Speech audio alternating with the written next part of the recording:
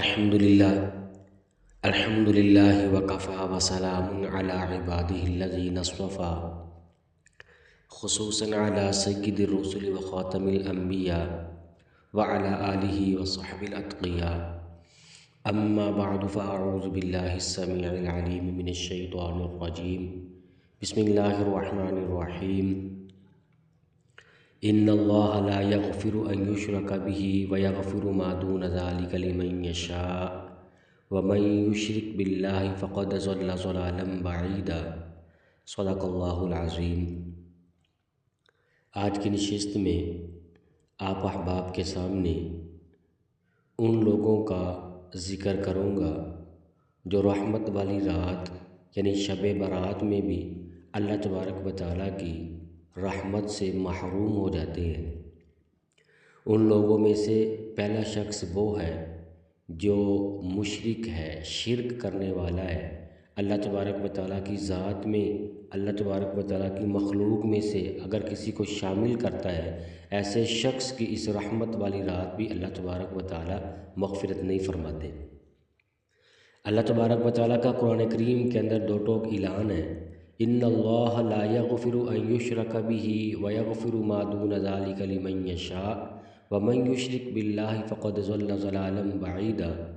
سورۃ النساء کی آیت نمبر 116 میں اللہ تبارک و تعالیٰ یہ بات ارشاد فرما رہے ہیں، بے شک اللہ تبارک و تعالیٰ اس بات کو نہیں بخشتا کہ اس کے ساتھ کسی کو شریک ٹھہرایا جائے، اور اس سے کم تر ہر گناہ کی جس کے لیے چاہتا ہے بخشش کر دیتا ہے، اور جو شخص اللہ رب العزت کے ساتھ کسی کو شریک ٹھہراتا ہے وہ رائے راست سے بہت ہی زیادہ دور جا کر کے گر جاتا ہے۔ قرآن کریم کے اندر دوسری جگہ پر سورہ لقمان کی آیت نمبر 13 میں اللہ تبارک و تعالیٰ یہ بات ارشاد فرما رہے ہیں کہ حضرت لقمان نے اپنے بیٹے کو جو نصیحت فرمائی ان میں سے ایک نصیحت یہ بھی تھی، یا بنی لا تشرک باللہ ان الشرک لظلم عظیم، اے میرے بیٹے اللہ کے ساتھ شرک نہ کرنا، یقین جانو کہ شرک بڑا بھاری ظلم ہے۔ اور قرآن کریم میں ایک اور جگہ پر اللہ تبارک و تعالیٰ نے یہ بات ارشاد فرمائی ہے،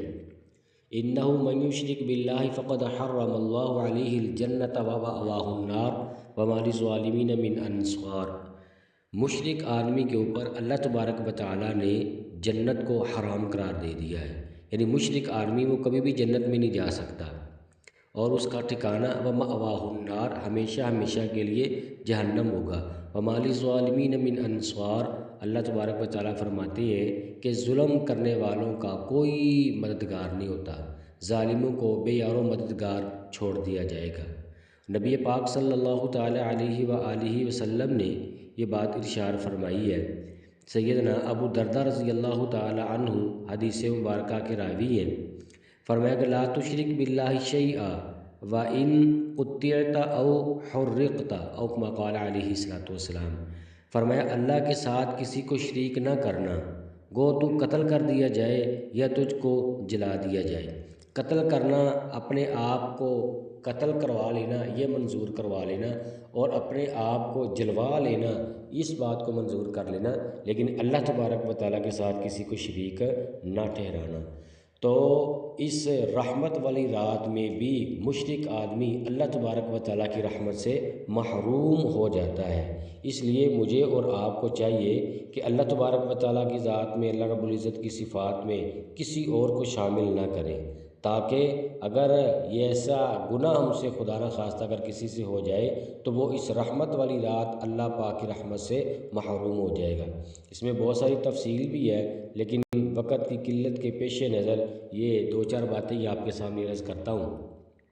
اور دوسرا شخص وہ ہے جو اس رحمت والی رات اللہ تبارک و تعالیٰ کی رحمت سے محروم ہو جاتا ہے، وہ ناحق قتل کرنے والا ہے۔ اللہ تبارک و تعالیٰ قرآن کریم کے اندر سورۃ النساء کی آیت نمبر 93 کے اندر یہ بات ارشاد فرماتے ہیں، وَمَن يَقْتُلْ مُؤْمِنًا مُتَعَمِّدًا فَجَزَاؤُهُ جَهَنَّمُ خَالِدًا فِيهَا وَغَضِبَ اللَّهُ عَلَيْهِ وَلَعَنَهُ وَأَعَدَّ لَهُ عَذَابًا عَظِيمًا۔ فرمایا کہ اور جو شخص کسی مسلمان کو جان بوجھ کر قتل کرے تو اس کی سزا جہنم ہے، جس میں وہ ہمیشہ رہے گا، اور اللہ تبارک و تعالیٰ اس پر غضب نازل کرتے رہیں گے، اور اللہ تبارک و تعالیٰ اس کے اوپر لعنت بھیجتے رہیں گے، اور اللہ تبارک و تعالیٰ نے اس کے لیے زبردست قسم کا عذاب تیار کر کے رکھا ہے۔ کتنی سخت بات ہے کہ کسی مسلمان کو ناحق طریقے سے اس کو قتل کر دیا جائے، اور پھر یہ سزائیں جو اللہ تبارک و تعالیٰ نے بتائی ہیں ان سزاؤں کا آدمی مستحق ہو جائے۔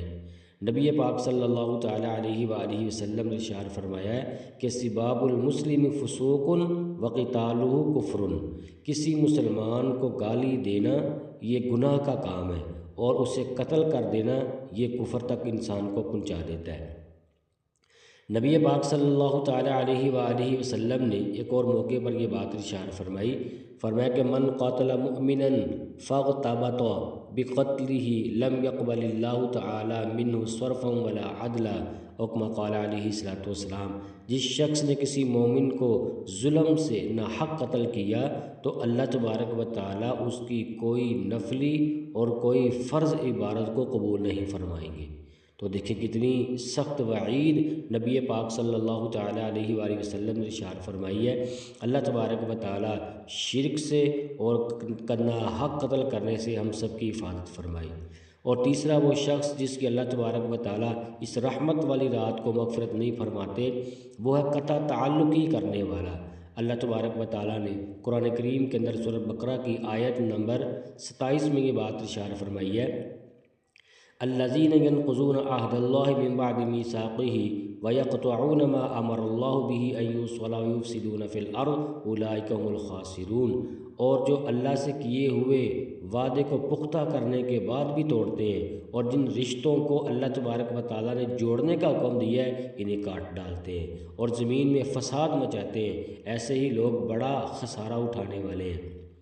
اللہ رب العزت نے قرآن کریم کے اندر ایک اور جگہ پر سورۃ الرعد کی آیت نمبر 25 میں یہ بات ارشاد فرمائی ہے، والذین ینقضون عہد اللہ من بعد میثاقہ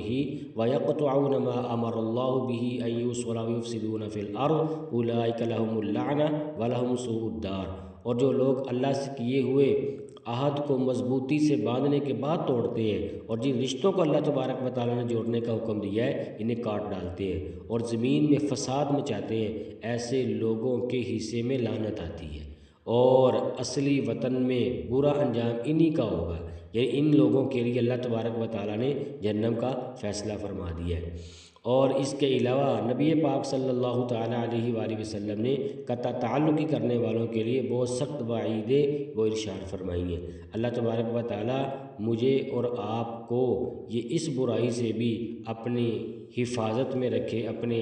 امان کے اندر رکھے، سارے مسلمانوں کے اللہ تبارک و تعالیٰ یہ قطع تعلقی والے جرم سے اللہ پاک حفاظت فرمائیں۔ اور عام طور پر ہمارے یہاں کیا ہوتا ہے کہ چھوٹی چھوٹی بات کے اوپر قطع تعلقی کر دی جاتی ہے، رشتے ناتوں کو توڑ دیا جاتا ہے، اور یہی جب ہم بچپن میں ہوتے ہیں، بھائی بہنیں ایک گھر میں رہتے ہوئے ایک چھت کے نیچے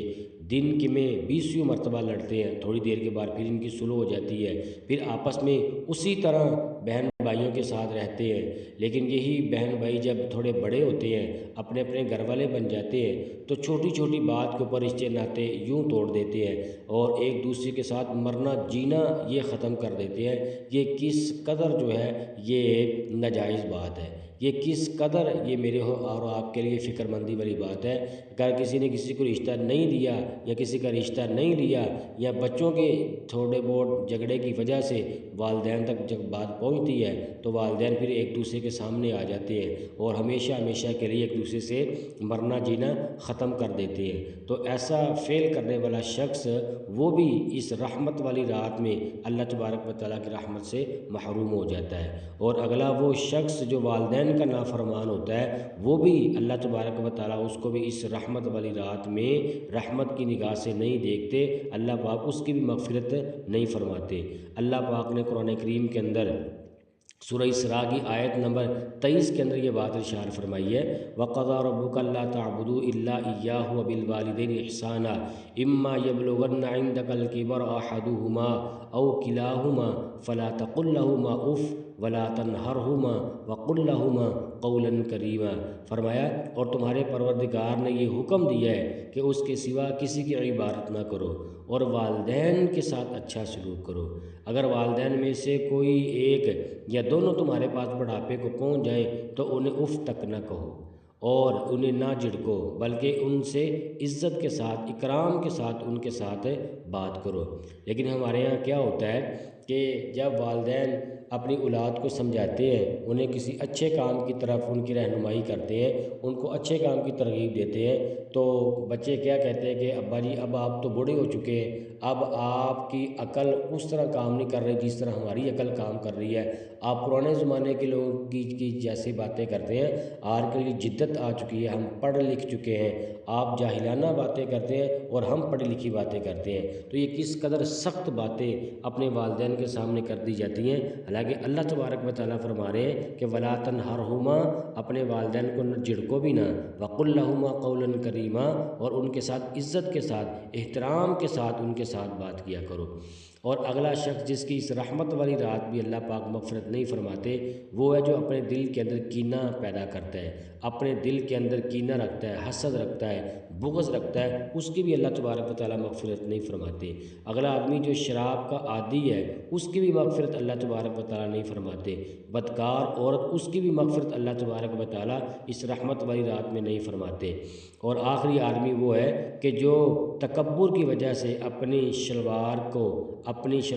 سے اپنے ٹخنوں کو چھپا کر کے رکھتا ہے، تکبر کی وجہ سے، اس شخص کی بھی اللہ تبارک و تعالیٰ اس رحمت والی رات جو ہے مغفرت کا اعلان نہیں فرماتے۔ یہ کتنے گناہ ہیں، ان تمام گناہوں کو گناہ کبیرہ کہا جاتا ہے۔ عزیزان گرامی،